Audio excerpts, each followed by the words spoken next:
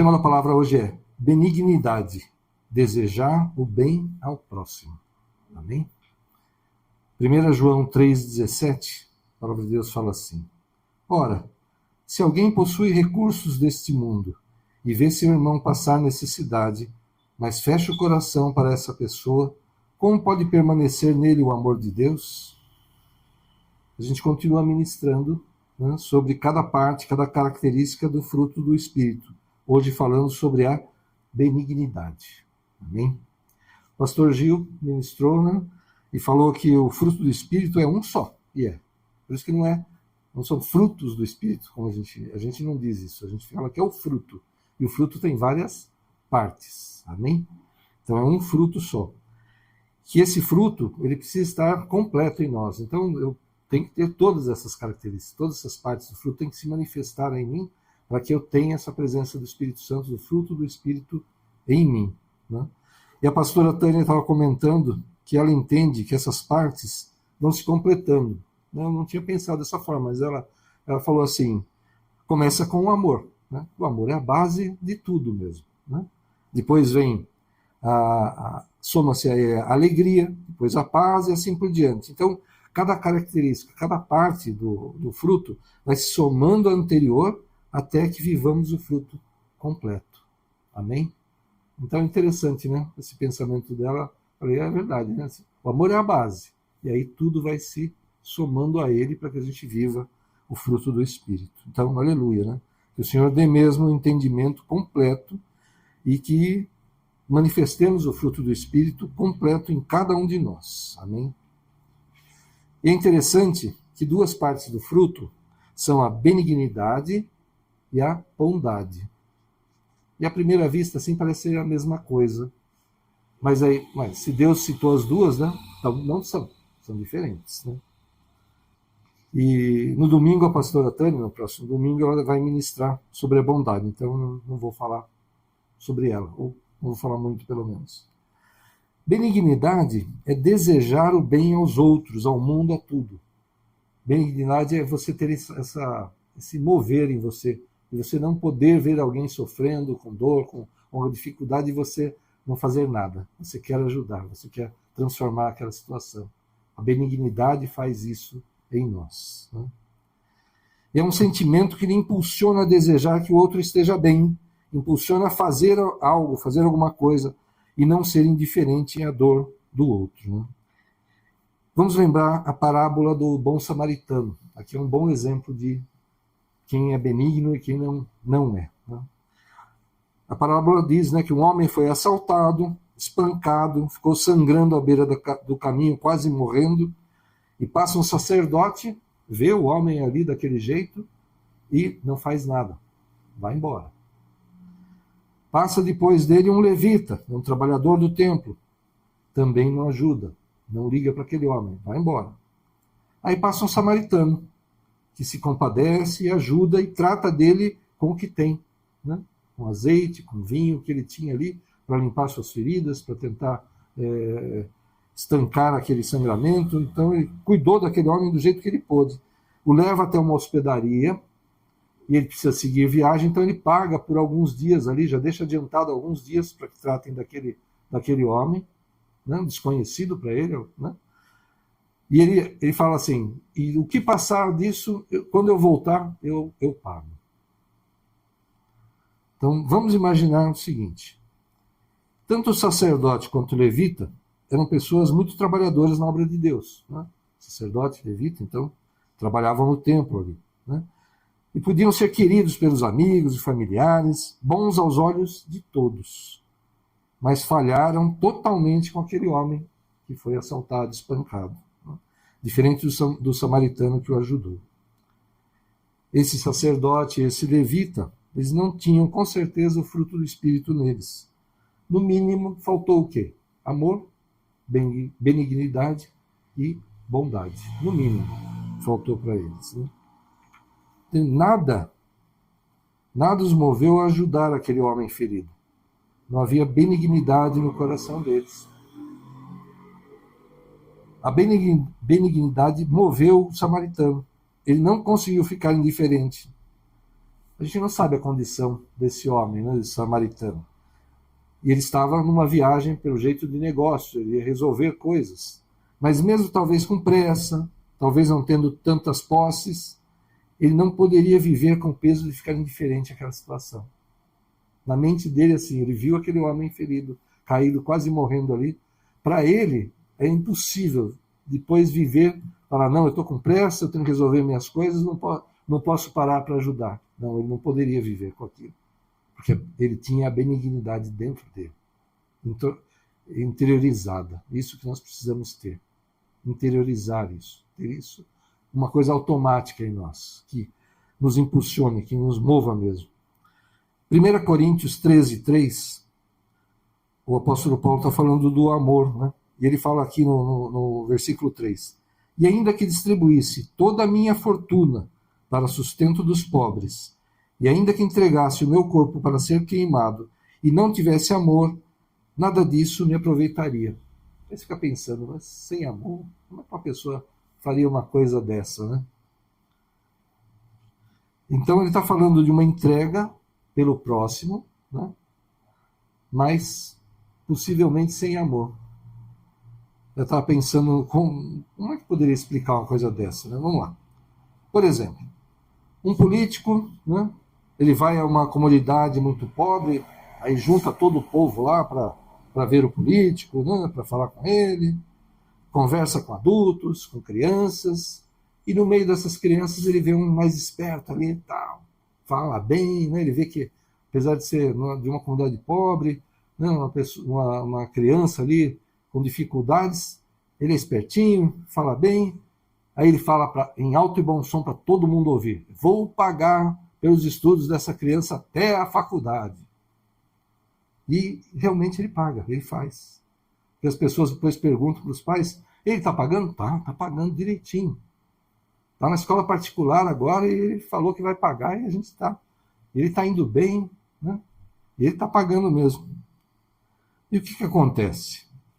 Centenas, talvez milhares de pessoas vão começar a tratar ele como um santo de bondade, né? Em qualquer eleição que tiver, de vereador a presidente da República, rei do mundo, seja lá o que for, pode fazer o que for, eles vão votar nele. E aí eu pergunto, foi por amor, por benignidade que ele fez isso para a criança? Ou foi pelos votos que ele vai ter a vida inteira dele, dessa comunidade, e de várias, talvez, onde ele faça uma coisa dessa, uma jogada dessa? Não foi por benignidade, com certeza não.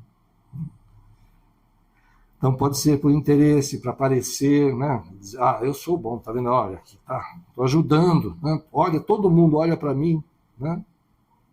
A vaidade da pessoa, né? Pode ser, sim. Mateus 6, de 1-4, a palavra de Deus fala assim, guardai-vos de fazer a vossa esmola diante dos homens, para serdes vistos por eles. Aliás, não tendes galardão junto de vosso Pai, que está nos céus. Quando, pois, deres esmola, não faças tocar trombeta diante de ti, como fazem os hipócritas nas sinagogas e nas ruas, para serem glorificados pelos homens. Em verdade vos digo que já tem o seu galardão. Mas, quando tu deres esmola, não saiba a tua mão esquerda o que faz a tua direita, para que a tua esmola seja dada em secreto, e teu Pai, que vê em secreto, ele mesmo te recompensará publicamente. Amém? Jesus nos ensinou. Eu vou ajudar? Eu vou ajudar sem fazer alarde. Eu vou ajudar da forma mais discreta possível, até às vezes para não a pessoa não se sentir humilhada, né? Às vezes a pessoa está precisando de ajuda, né? E se eu tocar a trombeta falando, estou levando uma cesta básica para Maria lá na casa dela, porque ela está precisando, eu estou expondo a vida da pessoa, né? Além de querer aparecer, eu estou expondo a vida da pessoa. Então, Jesus nos ensinou que a gente faça da forma mais discreta, de forma assim, mais escondida possível. Deus vê o que a gente está fazendo. Porque eu não estou fazendo para aparecer para ninguém se eu fizer dessa forma. Eu estou fazendo porque me compadeci, porque eu quero ajudar realmente aquela pessoa, aquela vida. Amém? E isso aqui é muito importante também. Ser bonzinho não é ser benigno, não é permissividade. Deus disciplina quem ama. Nós somos filhos de Deus, nós que recebemos a Cristo como Senhor e Salvador, nos tornamos filhos de Deus. E Ele nos disciplina. Às vezes dói. Às vezes é ruim, mas Deus nos ama e por isso nos corrige. Amém? Então, Ele vai nos corrigir porque Ele nos ama. Eu corrijo meu filho porque eu o amo. Né? Mas isso não é só uma relação de pai e filho. Né? Então, se alguém que erra, está agindo de uma forma errada, talvez ele não esteja percebendo, talvez... Né? Já vi casos de pessoas que estão fazendo uma coisa assim absurda diante de Deus, mas para ele é normal. Para ele é normal. Né? Se eu conseguir, em amor, com sabedoria, tirar essa pessoa do erro, do mal, do pecado, eu estou sendo imensamente benigno com essa pessoa. Amém? Mesmo que doa, mesmo que a pessoa não entenda de pronto, mesmo que seja difícil. Se eu conseguir ministrar essa vida, tocar essa vida para que ele mude, para que saia do que é o pecado, do que é o mal, eu não poderia ser mais benigno com essa pessoa do que isso. Amém? Jesus falava para aquele que vinha, né, trazendo a ele o pecador, né, chegar, vá e não peques mais. Né? Jesus falava isso. Eu te recebo como meu filho, eu te curo, eu te liberto, né, eu te levanto, mas saia disso que você está fazendo, não peques mais. Amém? Não é permissividade. As pessoas têm que vir para Cristo do jeito que estiverem. Não importa como estão. O importante é que a pessoa venha para Cristo. Receba a Jesus como Senhor e Salvador. E que ali, provavelmente, recebendo a Cristo como Senhor e Salvador, ele já vai mudar em muitas coisas. Mas a conversão, a salvação é imediata. A conversão, a mudança, né, de caminho, é um processo. E a gente vive isso a nossa vida inteira. Né? A gente está ministrando sobre o fruto do Espírito. Acho que talvez não tenha ninguém no nosso meio, nem eu, né? Que a gente tenha o fruto, viva o fruto completo. Nós vamos fazer um jejum, inclusive, do dia 13 ao dia 21. Agora nós vamos falar mais para frente, melhor sobre isso. Para que esse fruto se manifeste em nós. Amém? Vamos nos consagrar ao Senhor nesse jejum, para que o fruto que nós estamos estudando, aprendendo sobre ele, se manifeste completamente em nós. Amém? Olha só que outra coisa interessante. A igreja primitiva, né, inspirada pela benignidade de Cristo, era caracterizada pela bondade e cuidado mútuo. Falava que as pessoas que se convertiam e tinham posses, vendiam tudo que tinham, entregavam aos pés dos apóstolos, iam viver em comunidade. E viviam daquilo que tinham arrecadado, todo mundo. Quem tinha, quem não tinha, quem tinha vendia, entregava aos apóstolos, quem não tinha chegava ali para viver com eles, mas ninguém tinha necessidade nenhuma, todos eram supridos. Né? Era uma coisa para aquela época, para o início da igreja, hoje a gente não vai, para o meio do mato, aí, fazer uma... como se fosse uma aldeia e vamos viver ali afastados do mundo, não é essa a ideia, né, de Cristo para nós. Nós estamos aqui para pregar o Evangelho. Nós temos de estar no mundo para levar a palavra de Deus. Né? Mas olha só, esses dias o IBGE divulgou uma estatística falando das pessoas que vivem na pobreza no Brasil e na miséria, na extrema pobreza. Acredite se quiser. Conforme o IBGE, tem 7.400.000 pessoas no Brasil que vivem na miséria. Miséria. Parece que cada pessoa numa família vive ali, esse nível aqui seria R$7 e alguma coisinha por dia.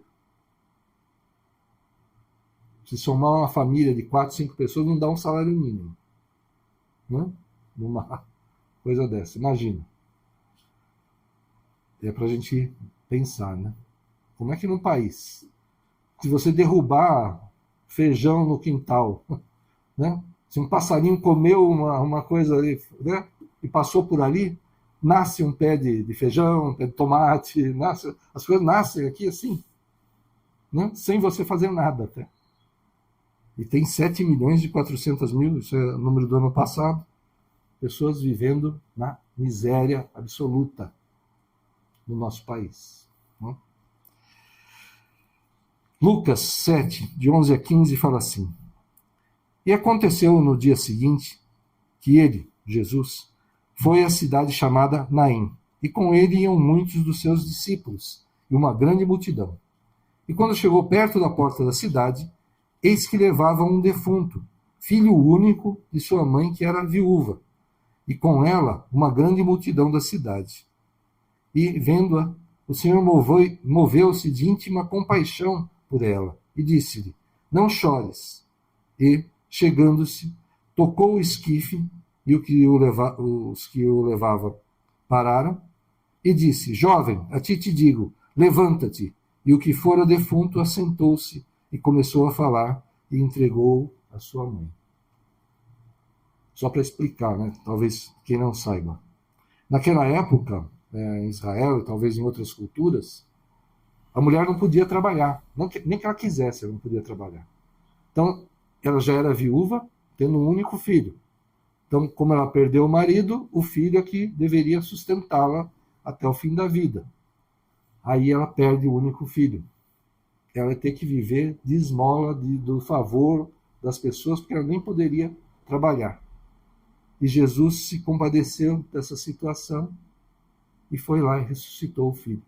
Né? Então deu-lhe alguém, devolveu aquele que poderia sustentá-la pelo resto da vida. Além, né, de claro, imagina a alegria de uma mãe de ver um filho que estava morto ressuscitado. Né? E Jesus fez isso por ela. E quando eu vi essa passagem pela primeira vez, ou fui ministrado pela primeira vez sobre ela, não lembro exatamente se eu li ou se eu fui ministrado, mas ela me fez ver algo diferente. Normalmente Jesus fazia os milagres, ajudava as pessoas quando pediam. Né? O centurião que pediu pelo seu servo, né? O outro que pede pela filha, e assim por diante. Né? O cego que pede que quer ver. Né? Mas aqui o que aconteceu? Tinha uma multidão com Jesus, tinha uma multidão saindo da cidade, e ninguém ali pediu para Jesus por aquela viúva, por aquele rapaz que tinha morrido. Ninguém pediu. E Jesus fez por ele mesmo. Não é diferente? Normalmente a gente vê isso. Jesus sempre se movendo a pedido de alguém. Mas aqui, por ser benigno, né, ele não podia deixar aquela situação daquela forma. Aquela viúva vai ficar numa vida tão precária, e ele fez o quê? Devolveu o seu filho a ela. Aleluia. Ele não podia ficar indiferente àquela situação. Lucas 8,15, da parábola do semeador. Mas as sementes que caíram em boa terra são os que, com o coração bom e generoso, ouvem a palavra e retêm e dão fruto com perseverança. Amém? Então nós que recebemos a palavra do Senhor, precisamos retê-la, né? Precisamos vivê-la, né? E vivendo essa palavra com o coração bom e generoso, olha só o que Jesus fala aqui, com o coração bom e generoso, benigno, né? Ouvem a palavra, a retêm e dão fruto com perseverança. Então, nós que recebemos a palavra, né? Então que essa palavra de Deus, esse mover do Espírito Santo, encontre em boa terra em cada um de nós. Amém? Um coração que seja generoso, bondoso, benigno. Amém? E que a gente dê fruto. E como a gente estava falando outro dia, qual é o melhor presente que eu posso dar para alguém? Será que é um carro? Será que é uma casa? Será que é um remédio muito caro que a pessoa está precisando? Não. O presente mais precioso que eu posso dar para a pessoa é o Evangelho. É levar a salvação. É levar Cristo para essa vida. Dar esse fruto para Deus, para o reino de Deus. Então, que a gente não tenha vergonha, não tenha medo, que a gente com sabedoria, né, porque a gente não quer ser intrometido, chato, né, essas coisas, mas aproveitando as oportunidades que Deus dá, que a gente fale de Cristo, que a gente testemunhe do que Deus já fez nas nossas vidas, do que Deus tem feito nas pessoas que nos cercam. Isso é a melhor coisa que a gente pode fazer. Não tem benignidade maior do que essa, do que levar salvação. Porque tudo mais, né? Um carro, uma casa, um remédio, né? Um tratamento, tudo é material e vai ficar para trás, vai desaparecer. Mas a eternidade, a nossa vida, né, com Deus, é algo que não tem preço. Né? Aliás, o preço foi o sangue de Cristo na cruz. Então, que essa palavra, né, que o mover do Espírito Santo encontre essa boa terra em nós e possamos dar fruto para o Senhor. Amém? E se nós queremos ter a presença do Espírito Santo, como eu falei no começo, nós que recebemos a Cristo como Senhor Salvador, né, podemos ter essa presença, porque nós nos abrimos para isso.